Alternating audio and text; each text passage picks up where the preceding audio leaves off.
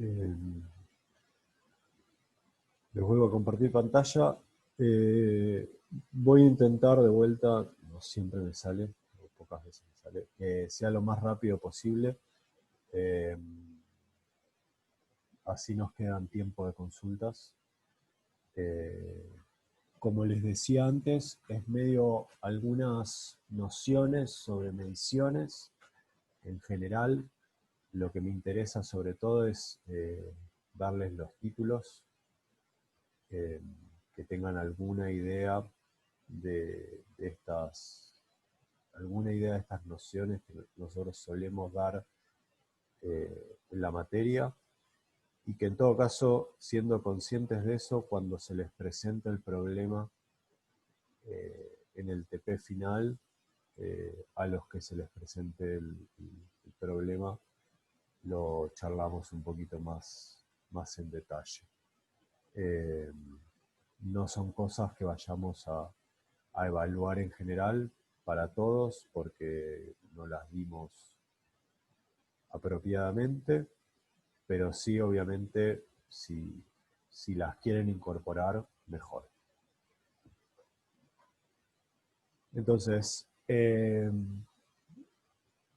primero, esto es en general algo que pasa cada vez más, que tiene que ver con digitalización de datos. Uno quiere medir un fenómeno natural, el fenómeno natural sea el que sea. Por ejemplo, yo hablando quiero medir mi voz. eh, Tiene distintos tipos de variables, binarias, categóricas, discretas, ordenadas y continuas. Esas variables tienen que tener en cuenta después el formato cuando analizan datos, pero me voy a detener en particular en las continuas.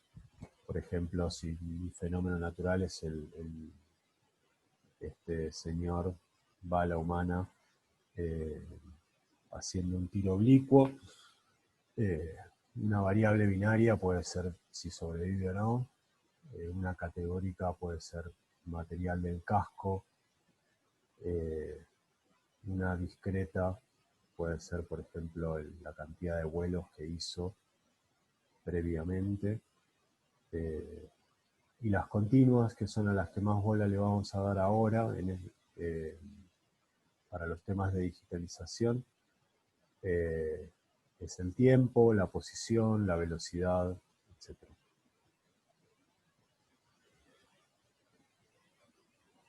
Entonces, este fenómeno natural, en particular, tiene una serie de variables continuas que yo quiero medir. Puedo medirla con instrumentos analógicos. Instrumentos analógicos son eh, un termómetro de mercurio, un galvanómetro con aguja, no creo que hayan visto uno. Eh, y ya no hay muchos más que se usen. Eh, Creo que el que más se usa ahora es el termómetro de mercurio. Eh, y después, lo que, de la forma que solemos medir hoy, eh, no solo bueno, un instrumento analógico son los discos de vinilo, ¿no? O sea, eso es la gran diferencia en el sonido. Podemos charlarlo un poco después entre los discos de vinilo y escuchar música en Spotify. Eh, por el tipo de grabación y reproducción que es analógica, y ahora podemos volver un poquito más a eso. Y lo que hoy estamos comúnmente acostumbrados son instrumentos digitales, como puede ser un termómetro digital para la temperatura, un tester o un multímetro para los que se hayan cruzado con uno para medir voltaje o corriente, etc. Y básicamente casi cualquier cosa, por ejemplo, grabarme ahora Zoom que me está grabando la voz o me está filmando, está digitalizando datos que son continuos, que son variables continuas. Entonces, en el proceso de digitalización, básicamente tengo un sensor que lo que hace es convertir alguna señal alguna señal del entorno, de este fenómeno natural que me interese, como posiciones, temperatura, color, intensidad, eh, intensidad de color, la convierte en una señal eléctrica, básicamente. Eh, Después hay un conversor analógico digital que hace que esta señal eléctrica, que todavía es analógica básicamente es que es una variable continua que puede tomar cualquier valor en un rango.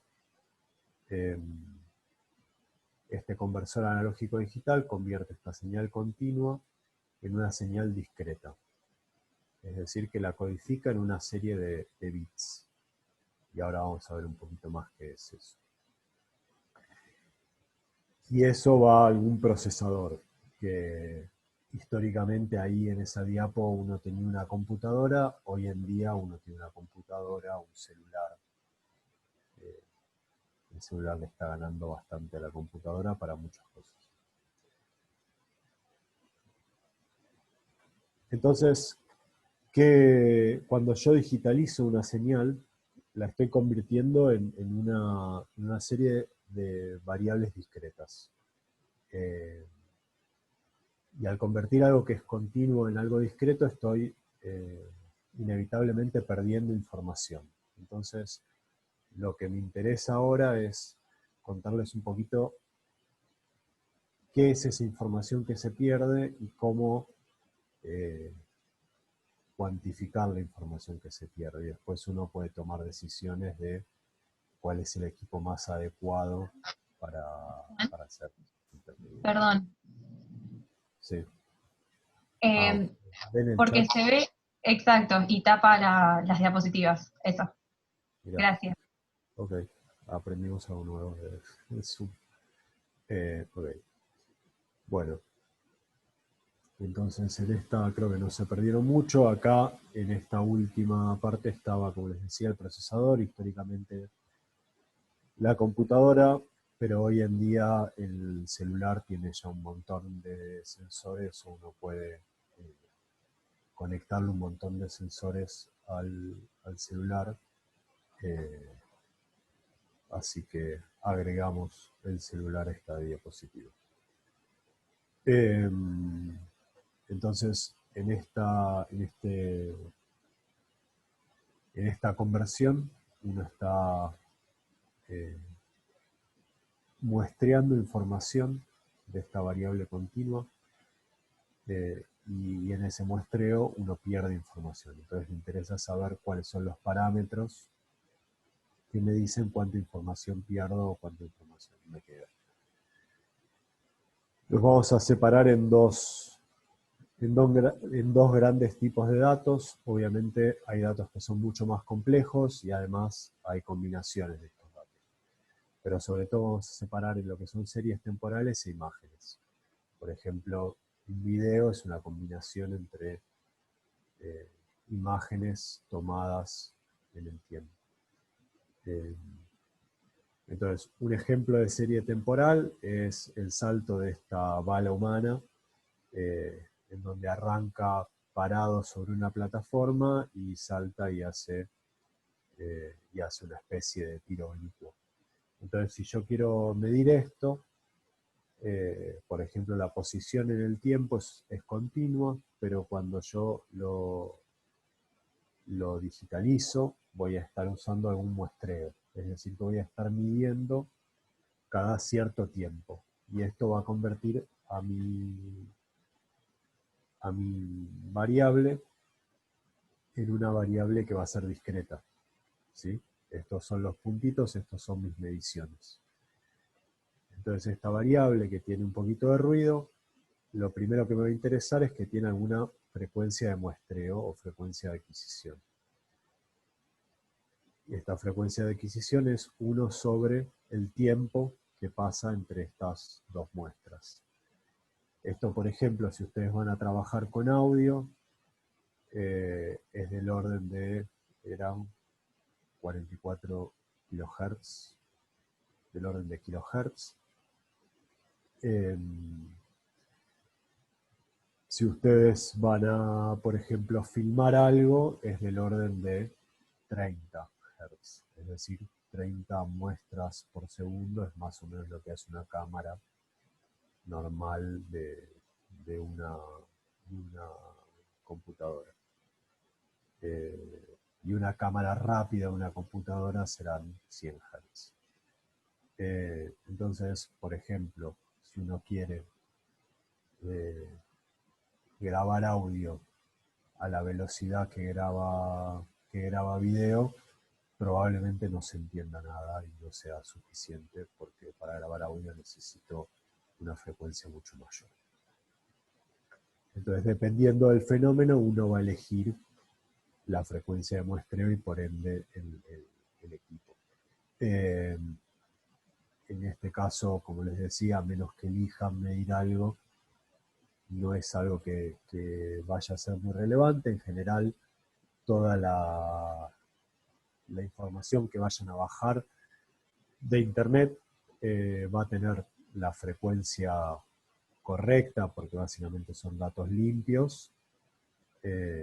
Pero bueno, está bueno saber que esto existe y puede ser un tema en muchas mediciones. Lo otro que es importante, en este proceso de digitalización, lo que era una variable continua, por ejemplo la posición, que podía tomar cualquier valor entre el piso y el máximo, si eran valores reales, pasan a ser valores discretos, básicamente porque estoy convirtiendo una señal que es continua a un código binario que, dependiendo de la placa que yo tenga, de mi equipo, va a tener cierta cantidad de bits. Estos bits, lo que yo estoy haciendo es codificar mi variable continua en una serie de unos y ceros. Y los bits son cuántos unos o ceros tengo ahí, cuántas posiciones tengo. Entonces, por ejemplo, si yo tengo 8 bits, básicamente eso me puede generar 2 a la 8 números, que son todas las combinaciones de unos y ceros, y son 256 valores. Entonces, por ejemplo, si yo estoy midiendo en un rango, mi sensor mide en un rango de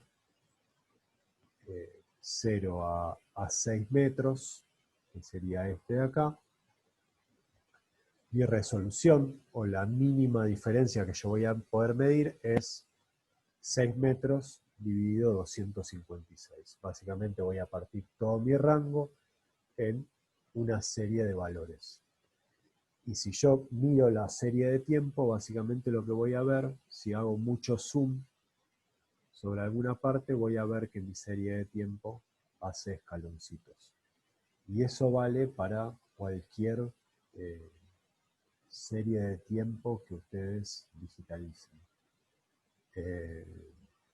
Entonces, eso va a tener una resolución por debajo de la cual yo no voy a poder distinguir entre dos valores. Es como la separación mínima dentro de una regla, de numeritos dentro de una regla.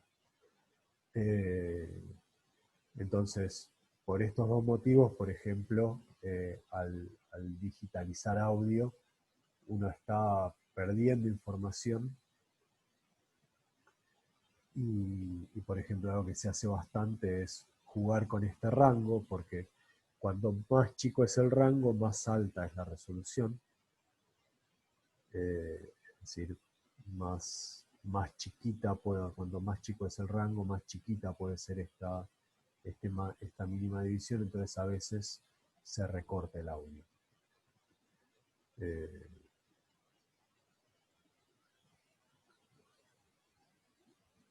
Bueno, otro dominio, si quieren, de tipo de dato que normalmente digitalizamos y en donde se ve algo de esta pérdida de información, es en las imágenes.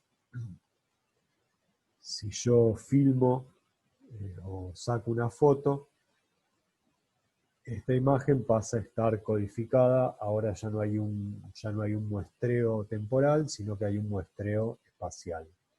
Es decir, que yo voy a tener estos píxeles que van a estar distribuidos en el rango que yo elija en el espacio para sacar la foto.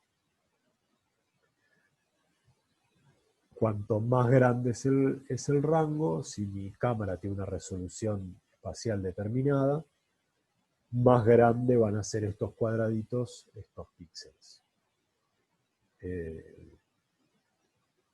Entonces tengo una resolución espacial, que son estos píxeles, que es algo que me va a interesar, por ejemplo, para decidir qué zoom le pongo a mi cámara. Y además, para cada uno de estos píxeles voy a tener una serie de canales. Por ejemplo, típicamente en una foto, o la codificación que después hace una foto, están, por ejemplo, en RGB, que es el canal rojo, verde y azul, pero quizás también puedo tener algún canal más de transparencia. Pero por ejemplo, y en otro tipo de imágenes, por ejemplo, imágenes satelitales, yo puedo tener un canal en donde codifique, no sé, calor u otras cosas. O sea, puedo tener más canales acá. Y para cada uno de estos canales, a su vez, de vuelta tengo el problema de la resolución. Para cada uno de estos canales yo quiero codificarlo, quiero codificar el valor de intensidad en el canal. Entonces, de vuelta, por ejemplo, si yo lo codifico en números de 8 bits, para el canal rojo tengo 256 valores de intensidad para asignar, y no voy a poder asignarle una intensidad 250,5. ¿Sí? Entonces, de vuelta, para cada canal, no sé si alguno abrió alguna foto en Photoshop o algún programa similar, probablemente todos alguna vez editaron alguna foto, van a ver que para cada canal el valor de intensidad va a tomar valores entre 0 y 255, básicamente por esta codificación.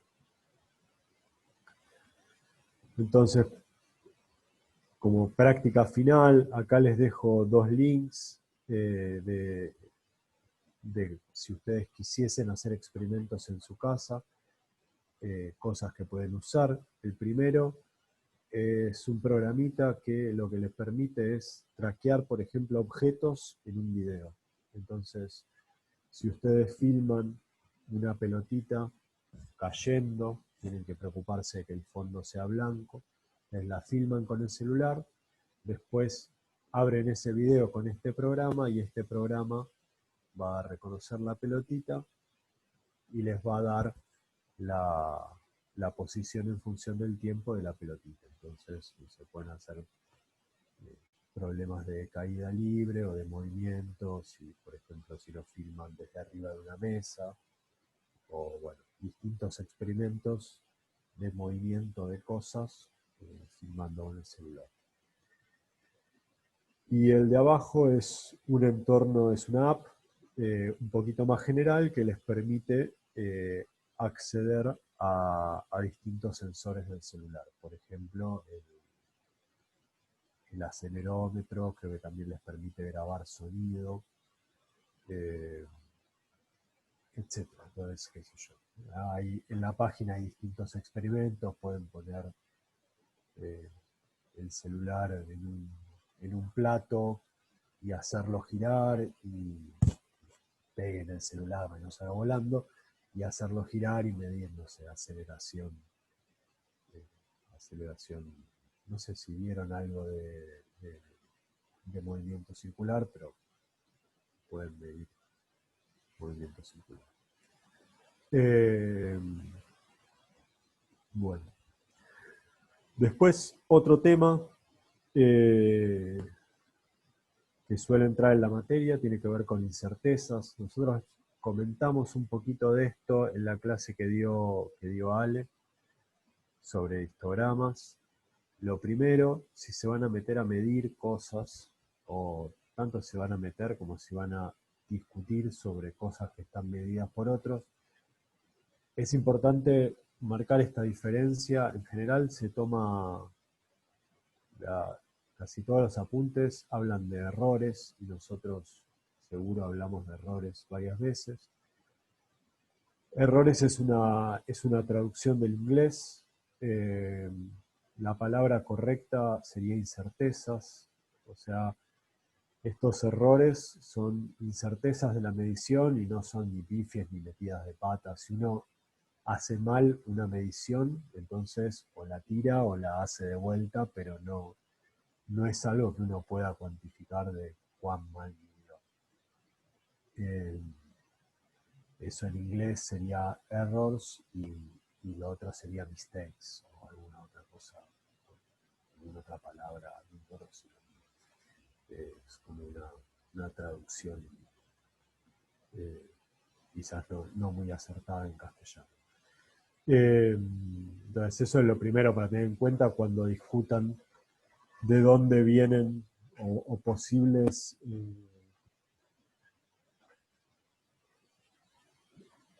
fuentes de error.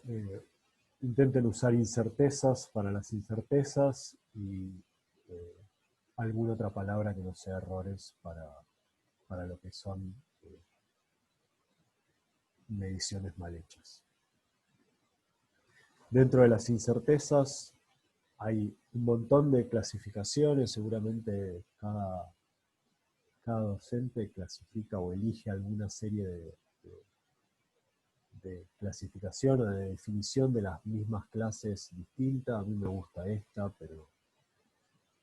pero hay varias. Básicamente la idea general, y sobre todo me interesa que se lleven la idea, es que hay tres fuentes de incerteza. Una es la incerteza instrumental, que tiene que ver con esto que veníamos hablando antes, de la resolución de su equipo, del muestreo, etcétera, que tiene que ver con todo lo que hace sobre todo al equipo de medición, eh, y que eso lo van a encontrar determinado por el fabricante, básicamente.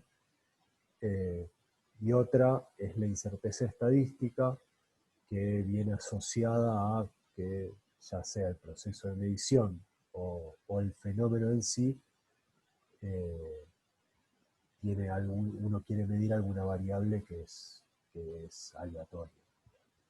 Entonces ahí tengo una incerteza de que por más que, por ejemplo, mi equipo eh, sea muy preciso y robusto y siempre mida exactamente igual, sea buenísimo, pero si mi fenómeno, y pasa un montón en biología y en geología, cambia en el tiempo, bueno, distintas muestras que yo tome no van a ser iguales, y entonces tengo cierta incerteza estadística sobre mi fenómeno.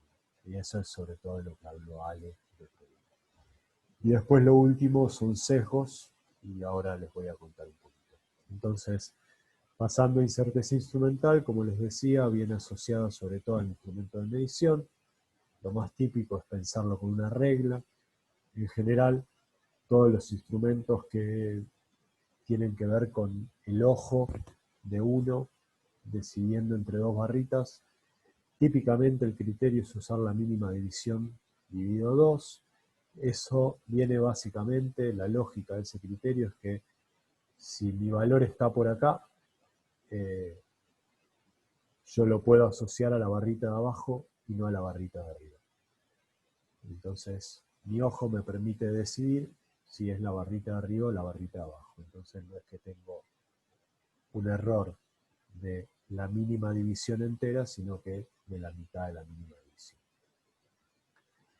En el caso de los instrumentos digitales, ese no es el caso de los instrumentos digitales. Si me da un número como 0,15, yo no tengo ningún criterio para decidir si estaba más cerca de 0,15 o en realidad ya casi era 0,16. Entonces, en esos casos, típicamente uno mira el manual, pero si no usa la mínima división y no la mitad de la mínima división.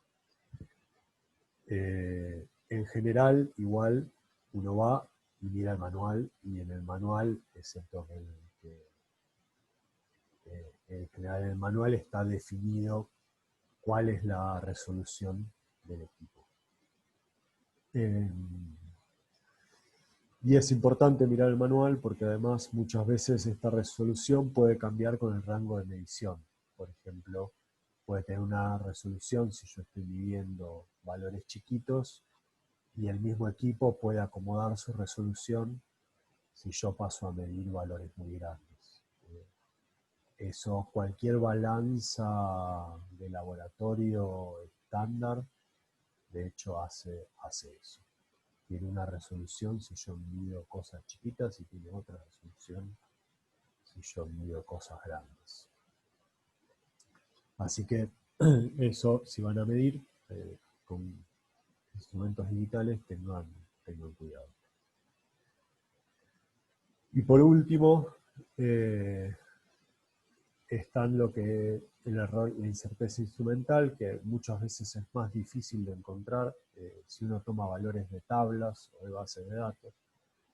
Históricamente nos referíamos acá a tablas en el laboratorio, uno iba y medía los libracos como el Merck para mirar, qué sé yo, si uno tenía algo de aluminio y quería mirar la densidad o cosas así, iba y miraba en el libraco, ahora típicamente lo busco en una base de datos. Y acá muchas veces es difícil encontrar el error, o sea, no está explícito, pero búsquenlo porque en algún lado esto se midió y se midió con un error. Entonces, típicamente hay un error de medición en algún lado. Y típicamente es difícil de encontrar y la gente no lo declara. Pero bueno, estén atentos a eso porque en general tienen un error.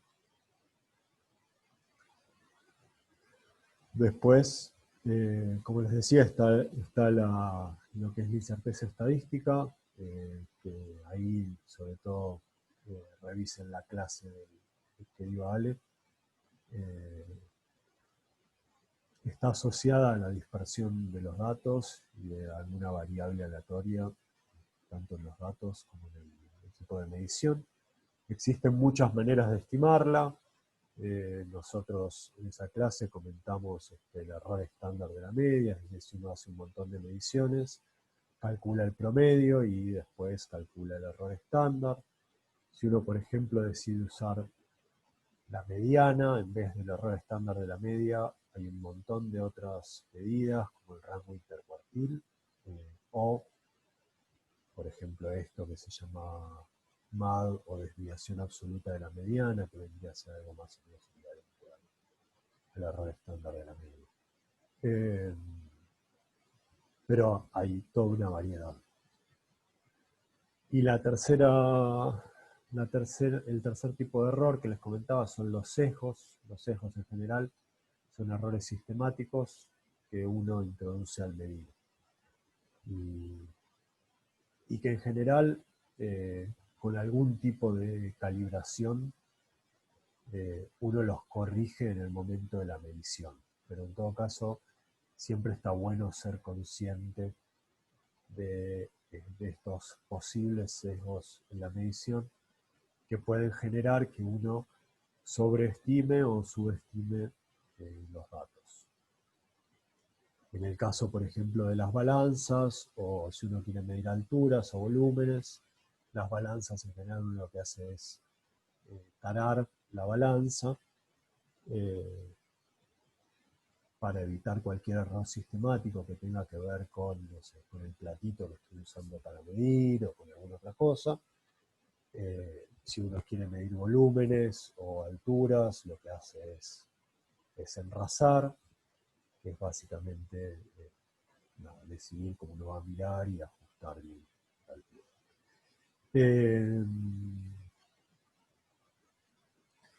Y después lo que más nos interesa con las incertezas es que ustedes desarrollen un criterio y sean consistentes con un criterio. ¿Sí? En las incertezas no hay una única manera de estimar el error. Hay muchas maneras. en particular, dependiendo de un montón de supuestos que ustedes puedan hacer, va a haber maneras que van a ser correctas, maneras que van a ser incorrectas, pero en ningún caso existe la manera eh, de estimar el error. Y es parte y eso también muchas veces es parte del problema. Entonces, la idea es que uno sea, por un lado, consistente. Si decide estimar el error de una manera, lo estime siempre igual y no genere un sesgo propio en sus datos, digamos, de subestimar alguna categoría frente a otra. Y por otro lado, tener algún criterio, que básicamente es ser consciente de todas estas hipótesis que uno está asumiendo, testearlas y entonces definir, por ejemplo, si puedo usar si puedo usar promedio o va a usar mediana, y entonces cómo va a estimar el error en función de eso. Y algo que uno siempre... Hola, sí, Juan, perdón, sí, no, te leo el chat, porque dale. como no lo ves, te lo leo. Hay una pregunta de Catalina que dice, ¿los sesgos se cuantifican de alguna manera?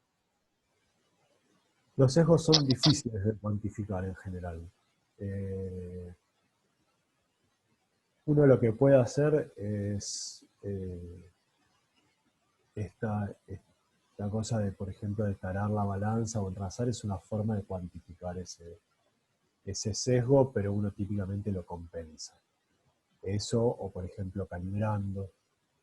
eh, Al calibrar en todo un rango, si tu método de medición tiende a subestimar una parte y a subestimar una parte y a sobreestimar otra, al calibrar estás compensando esos sesgos también. En general lo que uno hace con los sesgos es compensarlos de alguna manera, más que, más que estimarlos y declararlos después. Eh, pero son muchas veces son un poco más difíciles de, de trabajar con los sesgos que con las incertezas.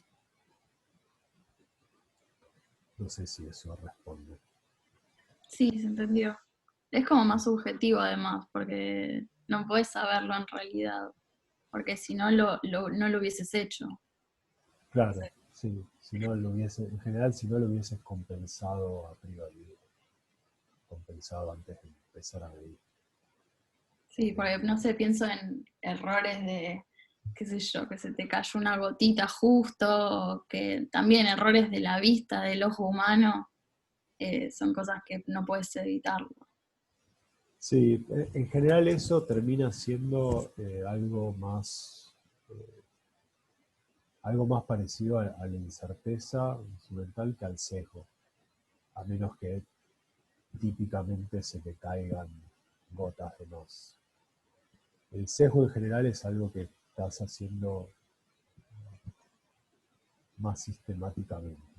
Eh, por ejemplo, si es verdad, si vos tenés tu probeta y en general en vez de mirarla recto para ver si está, para definir tu medición, si la mirás siempre de arriba, por ejemplo, ese es un sesgo que estás introduciendo involuntariamente. Claro. Pero en general es algo que uno corrige. Es verdad que la mayoría de los sesgos uno los intenta corregir antes de largar la medición y no es algo que uno esté trabajando después. Pero bueno, quizás uno se lo encuentra después sin querer a algún tipo de sesgo que no se dio cuenta antes de medir, entonces puede pensar cómo corregir sus datos posteriores. Lo ideal es hacerlo antes. Eh, última cosa, respecto a incertezas, en general o lo que pasa comúnmente en el laboratorio es que cuando hay muchos criterios, en general la gente dice, bueno, buenísimo, entonces Si yo puedo elegir, cuanto más chico sea mi error, mejor. Eso en general, o sea, eso no siempre es así.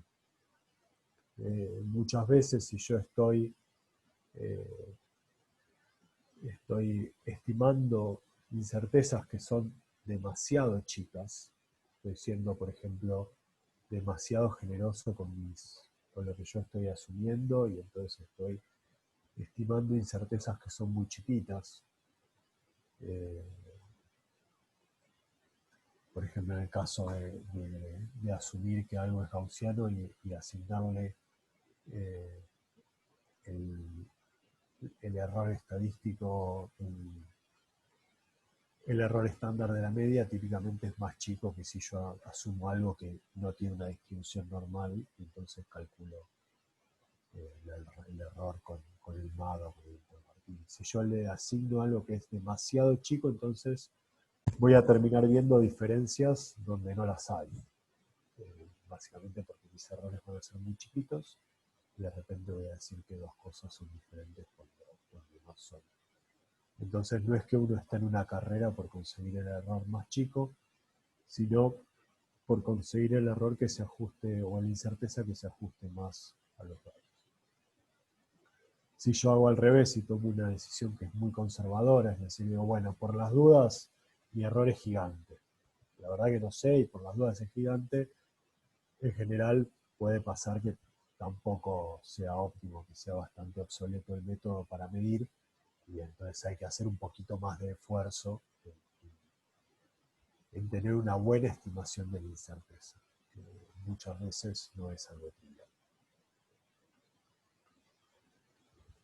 Entonces, eso es más o menos lo que quería contarles de incertezas.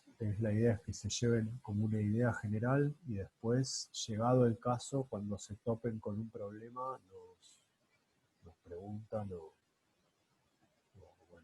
vamos viendo cómo aplicarlo.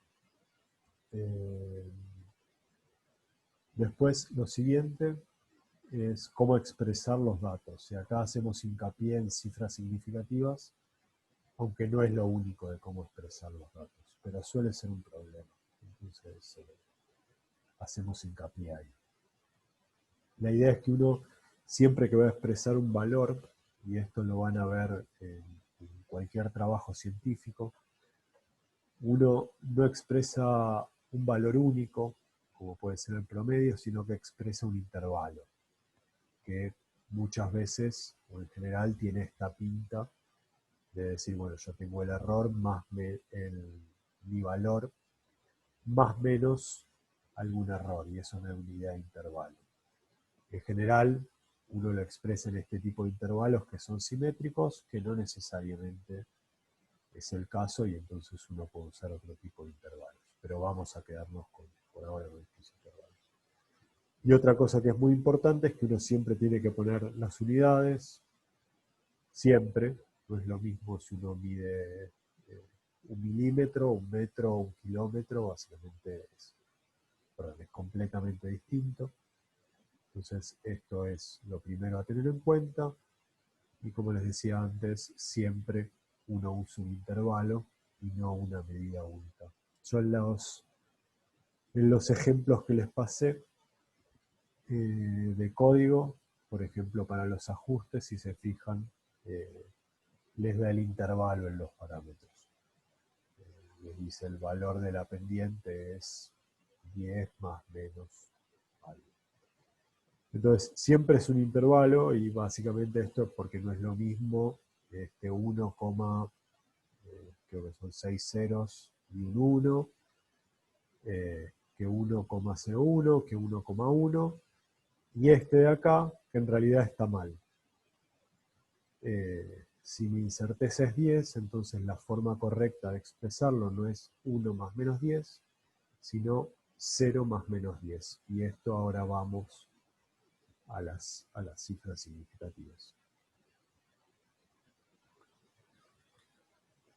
Entonces, bueno, ¿por qué es importante el intervalo y ahora las cifras significativas? Es que básicamente, dependiendo del intervalo, esto puede derivar a conclusiones distintas. Por ejemplo, si yo mido 1,0 más menos 0,1, digo, bueno, esto es 1. o es más o menos 1. En cambio, si yo mido 1 y mi error era 10, esto es 0, no es 1. Entonces, expresar el intervalo siempre es muy importante. La incerteza es casi tan importante como el valor, o es igual de importante que el valor medio.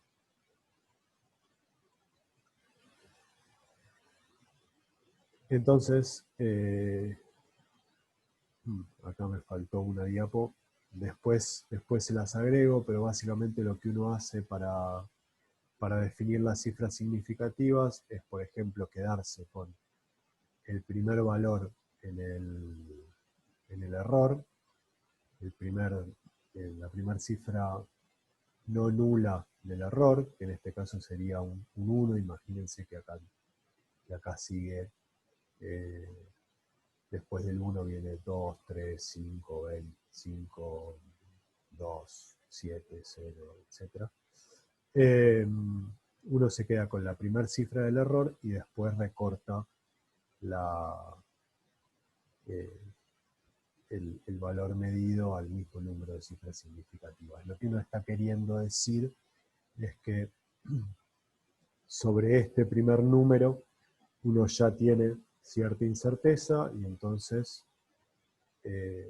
mi valor está medido con cierta precisión hasta este número.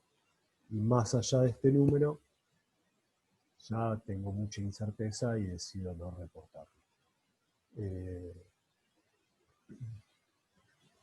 ¿Qué criterio usa uno para decidir si va a usar una cifra significativa, como es este caso, o 2 o 3?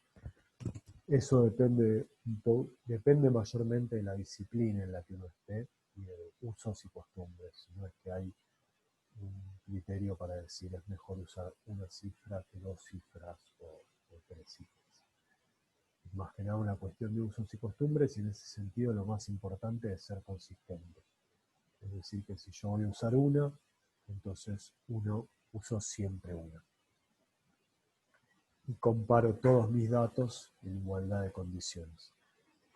Esto después completo, tenía una diapo más que no la encuentro, pero igual creo que ya está subido hace unas clases en el foro un apunte entre los materiales, un apunte específico sobre cifras significativas.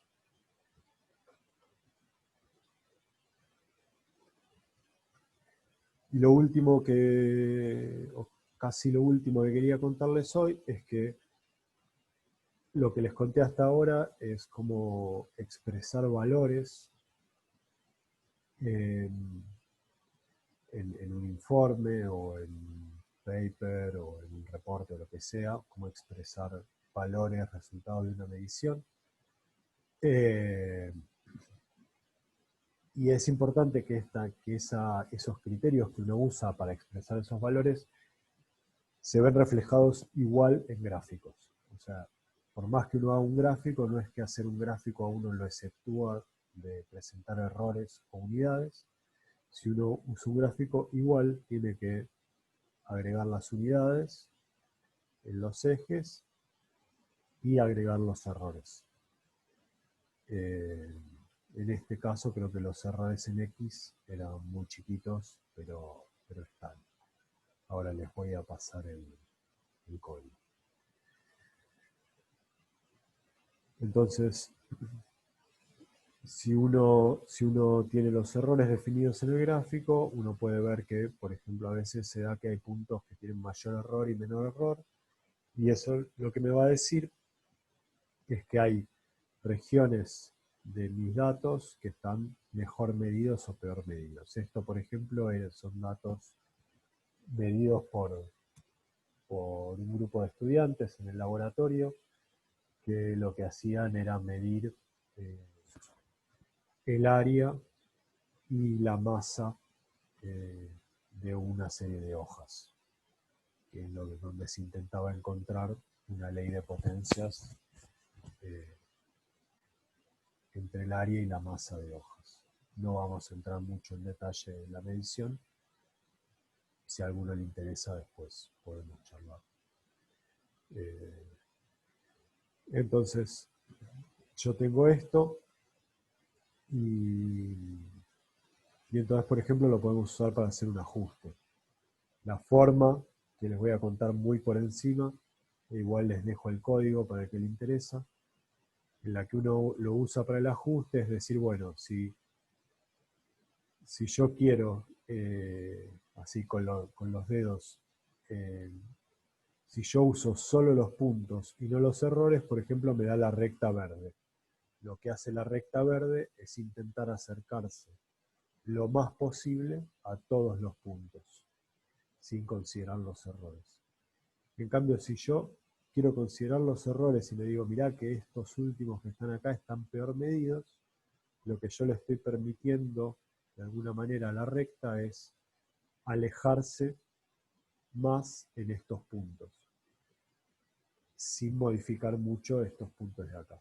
Entonces, intenta ajustar mejor los puntos que están mejor medidos y tiene el changüí de poder alejarse más en los puntos que están peor medidos.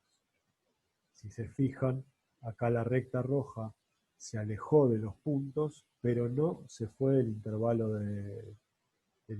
de confianza. Es decir que, en algún sentido, esta curva roja está más cerca de este punto que por acá esta curva roja de este punto. Si queremos poner eso en cuentas, antes teníamos este error que era cuadrados mínimos, y lo que uno hace es algo que se llama cuadrados mínimos ponderados, que es dividir estas diferencias por el error. Y entonces, de alguna manera, está pesando el error que yo tenía en la curva por las incertezas que tiene cada punto. Por ejemplo, si un punto tiene una incerteza muy grande, este número va a ser más chiquito y en mi error total yo le voy a dar menos importancia. Entonces, hasta ahí es medio el popurrí de algunas nociones generales de errores que solemos dar en la materia y que por el foco que tomó esta cursada virtual no hicimos tanto hincapié, pero nos interesaba que, aunque sea a modo de títulos, lo tengan, y al que le interesa un poco más pregunta, y al que quiere aplicarlo, cuanto más puedan aplicarlo en el TP final, mejor. Entonces ahora lo que voy a hacer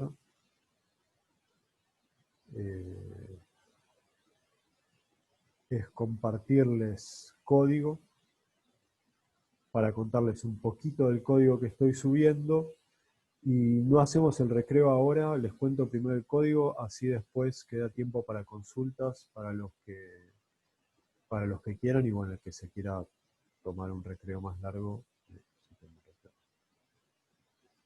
Les comparto el código. Les voy a subir dos códigos que se llaman abrir datos. Uno es sobre ley de potencias en general. Voy a subirle algunos datos de ley de potencia, algunos papers.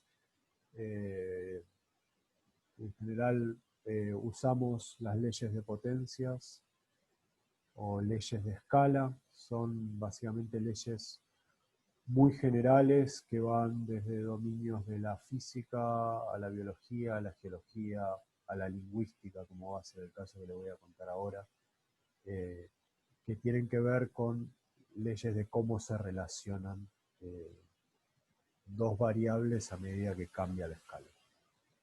No me voy a meter mucho en eso para no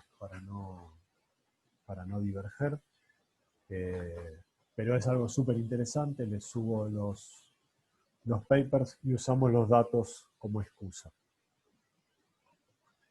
Entonces, les voy a contar dos formas de cargar datos, ya sea desde la computadora o desde el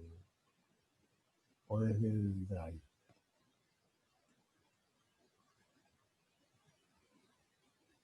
Perdón, ¿quedó alguna duda sobre lo anterior? Mientras aprovechamos y va cargando esto.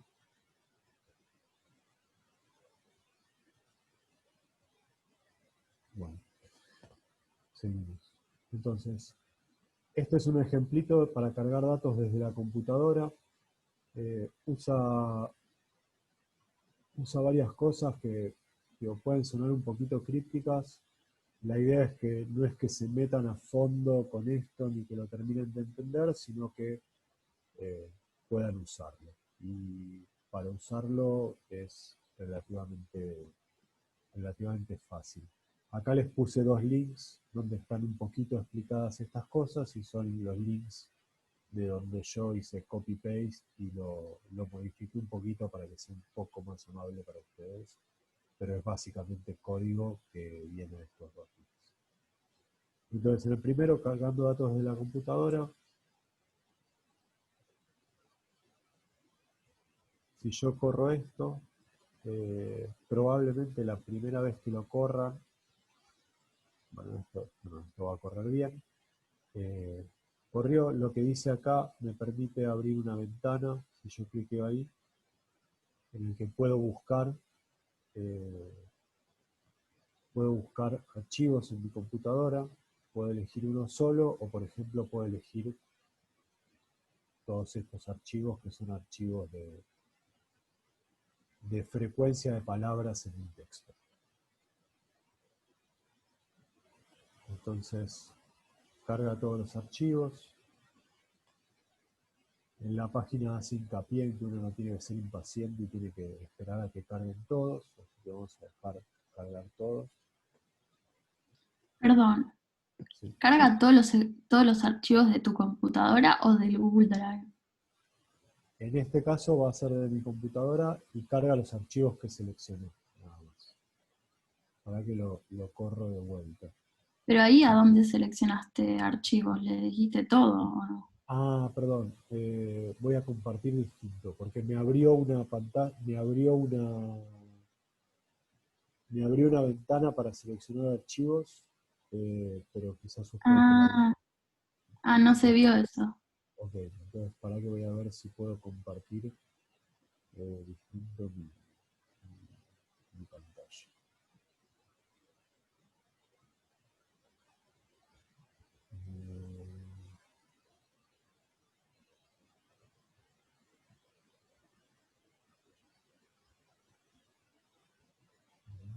Estoy viendo.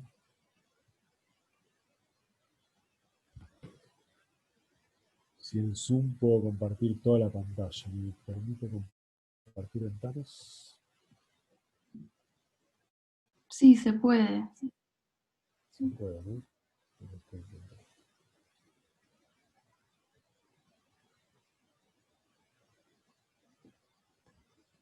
O sea, cuando pones compartir pantalla, toca Enter directamente en vez de seleccionar una de las pestañas que te muestra.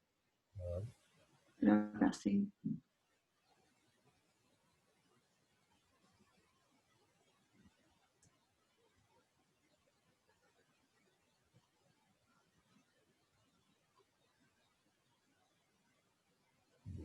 Estaría logrando.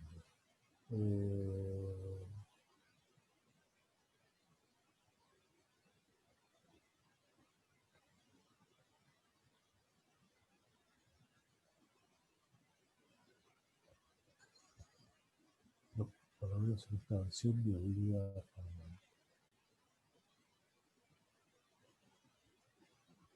elegir una pantalla.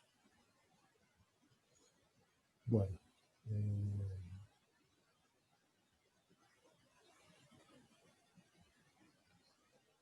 Bueno, les cuento. Igual simplemente lo que hace es cuando vamos a corro esta de vuelta. Lo que hace es, si ustedes se fijan, queda acá corriendo Y lo que está haciendo es esperar que yo apriete este botón para buscar. Entonces cuando ustedes aprietan eso, lo que les va a aparecer es una pantalla en la que pueden seleccionar archivos. Ah, Entonces, en esa pueden seleccionar uno, pueden seleccionar varios. Yo voy a seleccionar 10 archivos que tengo de datos. Les abre una pantalla común como cualquier programa que les dice, bueno, qué archivos querés abrir. Pues, después pueden probarlo. Entonces lo que hace este es simplemente no abre todos los archivos, o sea que ustedes pueden ponerle un montón de archivos y no les va a romper la compu. Lo que simplemente hace es cargar los datos de estos archivos en Colab. Entonces, por ejemplo, si yo le pido los nombres de los archivos,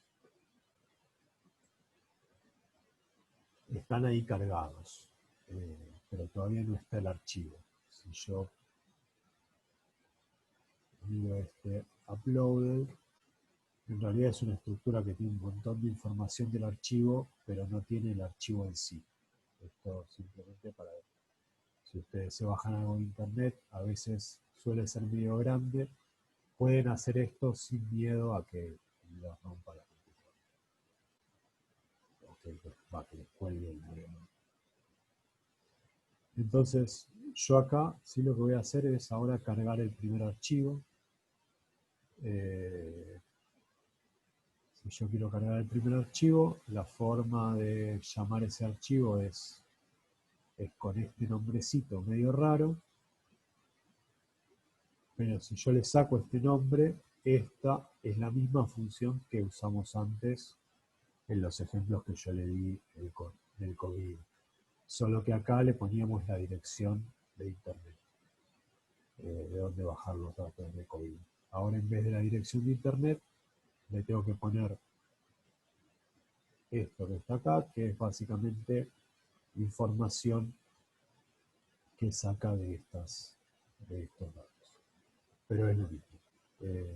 Si ustedes quieren usarlo medio automático, siguen este programa, eligen los archivos que quieren y después acá le cambiarán si quieren el primero, el segundo, el tercero o qué archivo quieren cargar. Si por ejemplo yo quiero cargar los 10 archivos, lo que hace en esta línea es va cargando cada archivo y lo concatena con el anterior. Entonces lo que yo hago acá es juntar todos los archivos en un archivo grande. Si se fijan, acá cargo un archivo. Bueno, cargo el primero, que lo cargué antes. Acá carga el segundo y lo agrega el primero. Entonces el tamaño total va creciendo. Acá el segundo, el tercero tiene este tamaño y se lo suma al tamaño total. El cuarto tiene este tamaño y se lo suma al tamaño total, etc. Lo que son estos archivos son archivos CSV, que si acá yo miro el encabezado del archivo, tengo una primera columna en la que no tengo nada, que después voy a borrar. Después en la segunda columna tengo palabras. Y en la tercera columna tengo la frecuencia de aparición de estas palabras. O sea, cuán común son estas palabras en el texto. Si yo quiero, entonces esa es la forma de cargar un archivo que está en su computadora. Si ahora ustedes están trabajando entre varios, quizás es más cómodo, bueno, subo mi notebook, la tengo en Colab, en el Google Drive, y subo mis datos directamente al Google Drive. Entonces todos tenemos los mismos datos y el mismo archivo y todos trabajamos sobre lo mismo. Entonces la forma de cargar datos ahí, vamos a reiniciar por las dudas. Voy a correr primero siempre estas librerías del principio.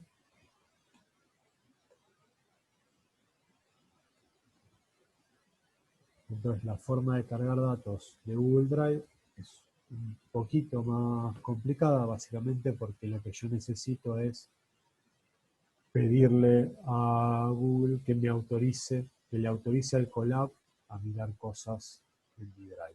Entonces, primero corren eso.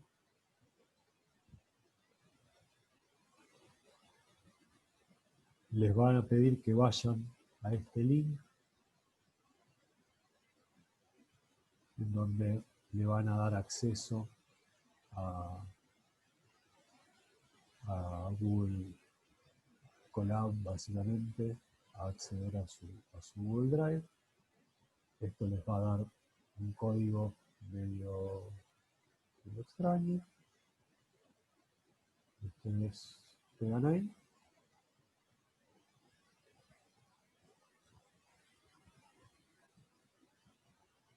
Y listo. Y con eso ya el Google Colab se puede comunicar con el Google Drive.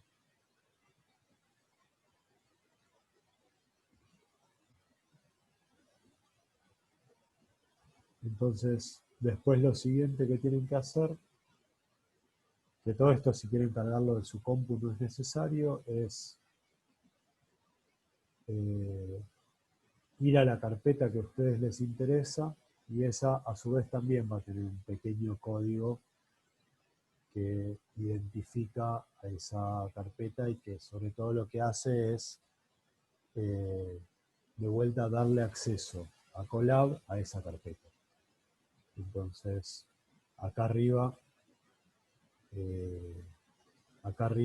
yo les explico más o menos cómo tienen que hacer para poder ver estos códigos en la carpeta y básicamente es copiar este código y pegarlo. El código ese es, por ejemplo, si yo tengo mi carpeta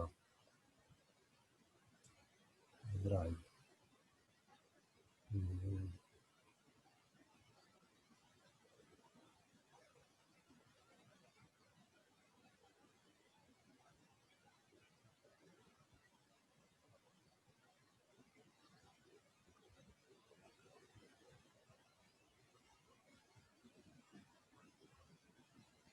Esta es mi carpeta, por ejemplo, en Drive. Ese código es este código, no sé si llegan a ver, el código que está arriba en el navegador.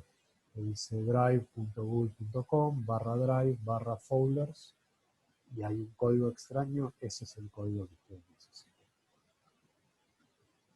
Lo pegan ahí. Y una vez que uno hizo eso, de vuelta ya es muy parecido a lo anterior. Tienen que correr esto que les genera ese directorio con los identificadores de todos los archivos, que son todos estos códigos raros, y después hago lo mismo que antes, que es acá cargo todo. Son un par de pasos más, pero básicamente es hacer copy-paste del código que yo les pongo ahí y lo pueden usar desde el Drive. Tienen las tres opciones, desde Internet, desde el Drive o desde su computadora. Elijan la que sea más cómoda.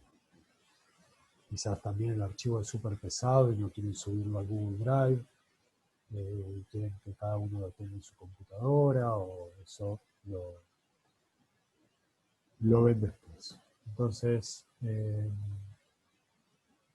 simplemente para terminar, acá abajo yo les puse algunas operaciones como tirar esa primera columna que era fea. O sea, ustedes de repente cargan su código y tiene una primera columna que tiene todas esas cosas vacías. Entonces lo que ustedes pueden hacer para tirar esa columna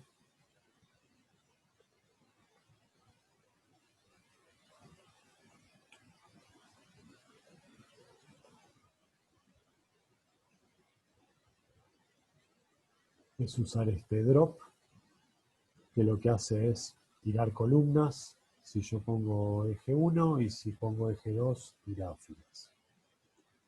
Yo corro esto y lo que hago es tirar la primera columna. Y después, por ejemplo, si quiero cambiarle el nombre a las columnas, simplemente puedo definirle el nombre de las columnas. Lo siguiente acá, por ejemplo, lo que hice es ordenar las columnas. Ordené todos mis datos por la segunda columna. Y acá me quiero generar una columna nueva. Entonces lo que hago es, digo, bueno, esta columna nueva que se va a llamar rank, le asigno valores de 0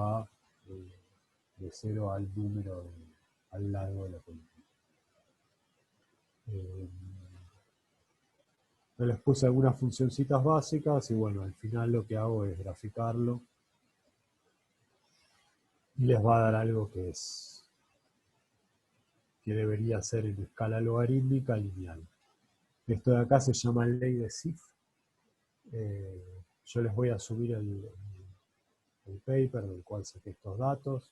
Pueden googlearlo un poco. Lo que dice la ley de Sif es básicamente que hay que en escala, que sigue una ley de potencias, es decir, que en escala log-log es lineal, la cantidad de palabras que tienen una aparición dada.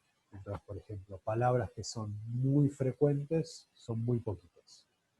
Hay muy poquitas palabras muy frecuentes. Y hay un montón de palabras que son muy poco frecuentes. Si quieren verlo esto mismo en escala lineal,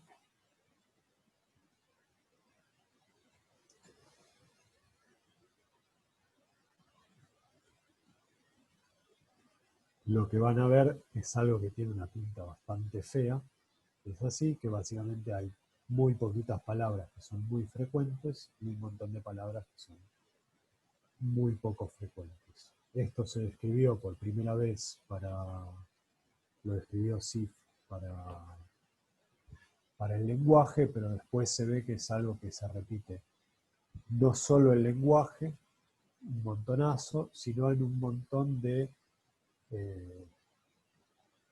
otras cosas que lo que uno ve al ver que sigue la ley de Sif es que son un montón de dominios que siguen leyes parecidas a la estructura del lenguaje que se estudia un montón. Por ejemplo, en cantidad de aparición de genes y el largo. Y algo parecido con un montón de dominios entre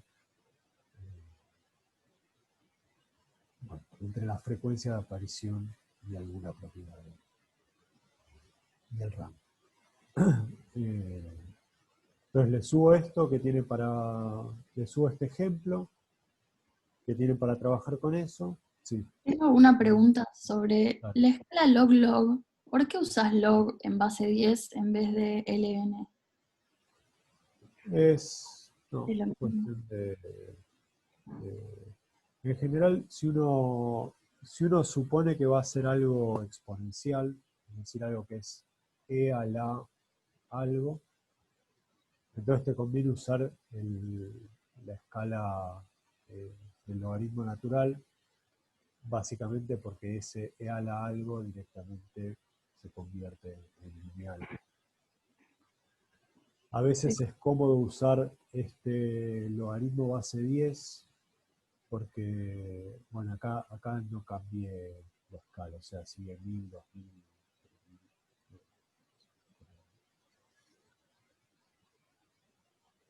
Porque lo que es bastante intuitivo del logaritmo base 10 es que si yo digo que el logaritmo base 10 me da 1, eso es que básicamente tengo 10 a la 1.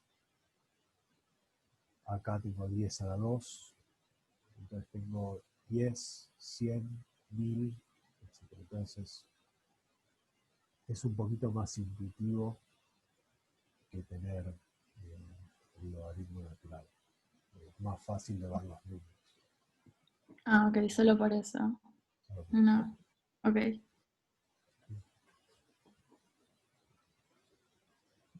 Eh, bueno, entonces les subí ese ejemplo y acá les subo otro ejemplo más, como para que tengan lugares de donde copiar código.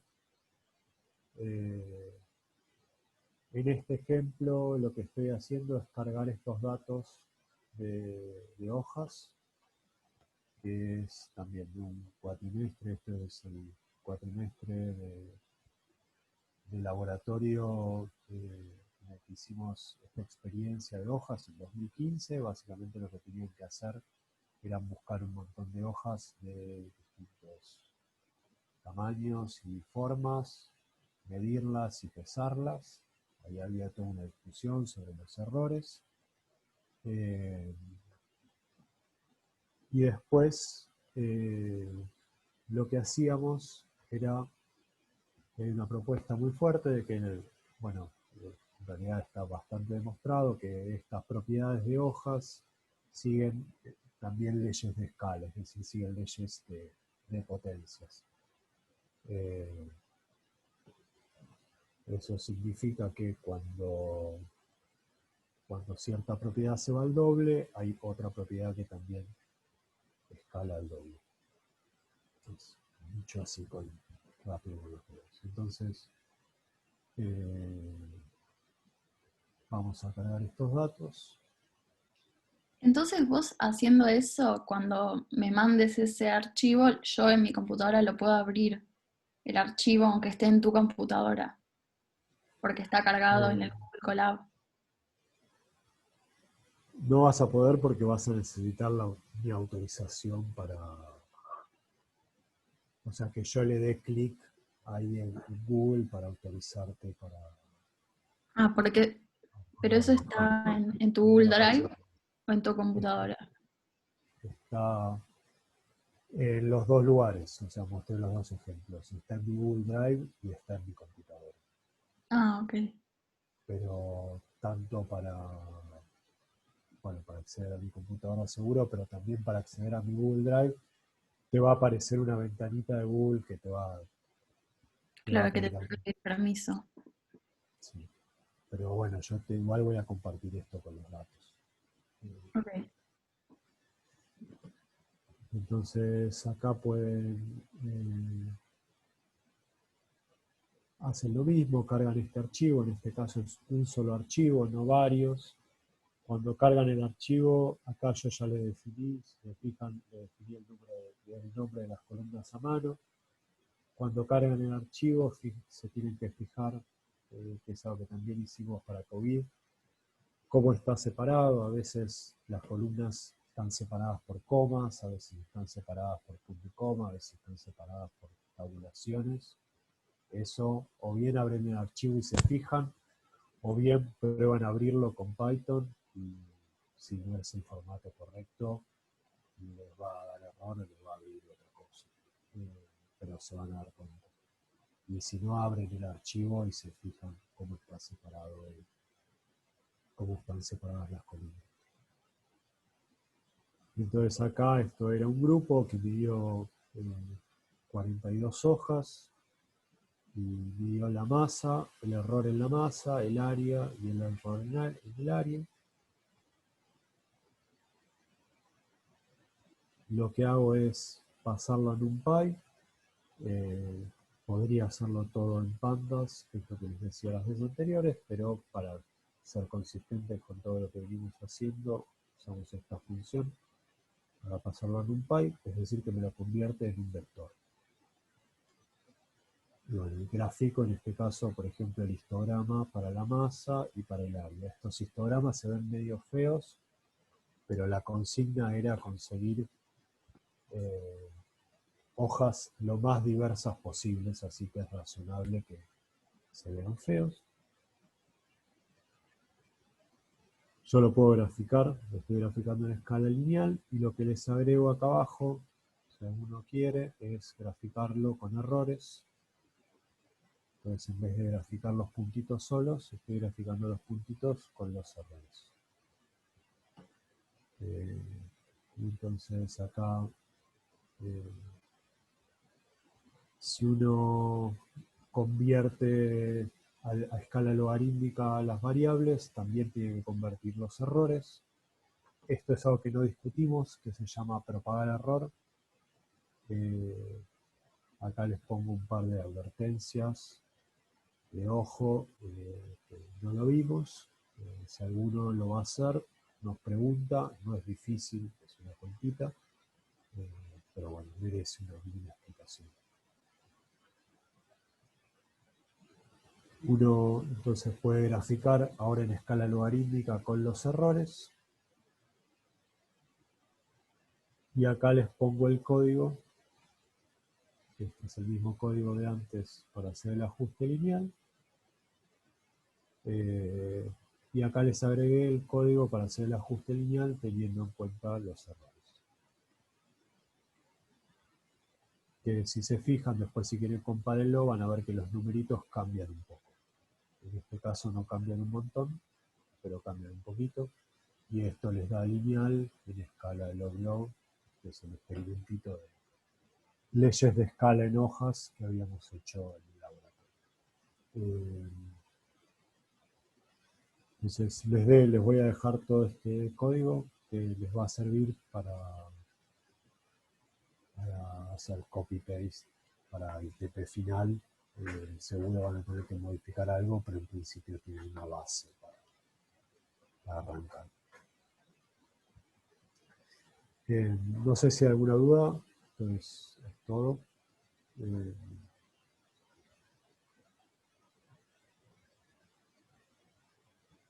Bueno, si no hay dudas, lo que vamos a hacer es, igual que siempre, apagar las cámaras y quedarnos acá.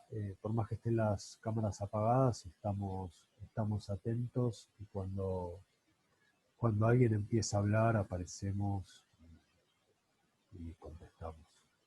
Mientras tanto, estamos contestando el foro y ahora también contestando algunas de las ideas que nos mandaron para práctica final. Profe, ¿puedo hacer una pregunta respecto a una idea que tengo? Sí, dale. A ver si... me estuve fijando en el Ministerio de Ciencia y Técnica que también